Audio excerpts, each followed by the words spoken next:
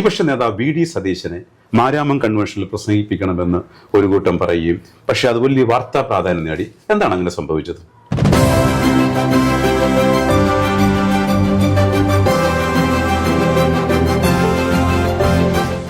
V D സതീശനെ എനിക്ക് വളരെ ഇഷ്ടമുള്ള ഒരു മനുഷ്യനാണ്.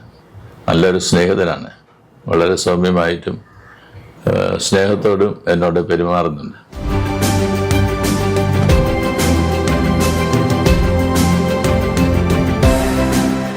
രണ്ടായിരത്തി 2025 കോഫി വിത്ത് ലൂക്ക് മെത്രാപ്പൊലീത്തയുമായിട്ട് ആകണമെന്ന് ഞാൻ ആഗ്രഹിക്കുകയും അദ്ദേഹത്തെ വിളിക്കുകയും ചെയ്തു. അമേരിക്കയിൽ വെച്ച് ഞങ്ങൾ ഒരുമിച്ച് നേരത്തെ ഇൻ്റർവ്യൂ എടുത്തിട്ടുണ്ട്. എപ്പോഴും ഞാൻ കാര്യങ്ങളൊക്കെ അയച്ചു കൊടുക്കുകയും സംസാരിക്കുകയും ചെയ്യാറുണ്ട്. എന്താണ് ആത്മീയ ജീവിതത്തിലെ കാഴ്ചപ്പാട്?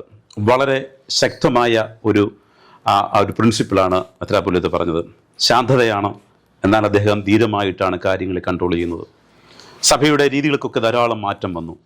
ഇപ്പോൾ ലക്ഷ്യ എന്ന വിദ്യാഭ്യാസ സഹായ പദ്ധതികൾ ഇന്ന് കൊട്ടാരിക്കര കൺവെൻഷൻ്റെ ചില അവസാന ദിവസങ്ങളിലേക്ക് പോയിക്കൊണ്ടിരിക്കുകയാണ്. വലിയ ദീർഘവീക്ഷണത്തോടു കൂടിയാണ് സഭയെ നയിക്കുന്നത്. പക്ഷേ ഈ അടുത്ത സമയത്ത് വലിയ വിവാദമുണ്ടായി.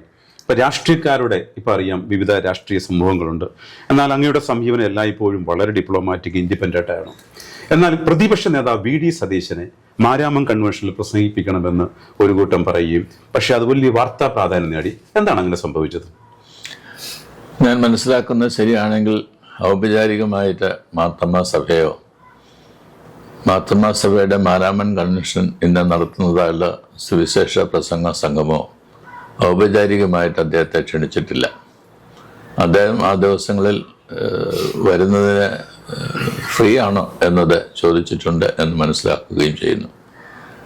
അങ്ങനെ അദ്ദേഹം വരാനായിട്ട് താല്പര്യപ്പെട്ട അവസരത്തിൽ അദ്ദേഹത്തിൻ്റെ ഓഫീസിൽ നിന്ന് തന്നെ ചില വാർത്താ മാധ്യമങ്ങൾ ചോർത്തിയെടുത്തതായുള്ള വാർത്തകൾ പ്രസിദ്ധീകരിക്കുന്നതിനിടയായിട്ട് തോന്നുന്നു.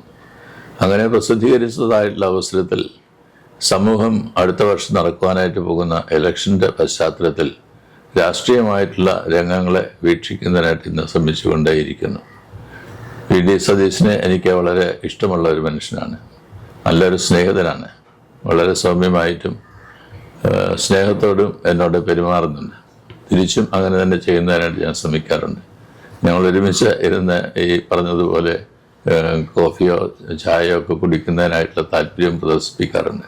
എന്നാൽ ഇങ്ങനെ ഒരു പ്രയാസം അദ്ദേഹത്തിന് ഉണ്ടായെന്നുള്ളതിൽ എനിക്കും ദുഃഖമുണ്ട്. അതേ അവസരത്തിൽ തന്നെ സഭ എടുക്കേണ്ടതായുള്ള തീരുമാനം സഭയാണ് എടുക്കേണ്ടത് എന്നത് എല്ലാവരും അറിഞ്ഞിരിക്കേണ്ടത് ആവശ്യമാണ് എന്നുള്ളത് കൊണ്ട് സഭയുടെ ഒരു നിലപാട് വ്യക്തമാക്കുകയാണ് ഇപ്പോൾ ചെയ്തത്.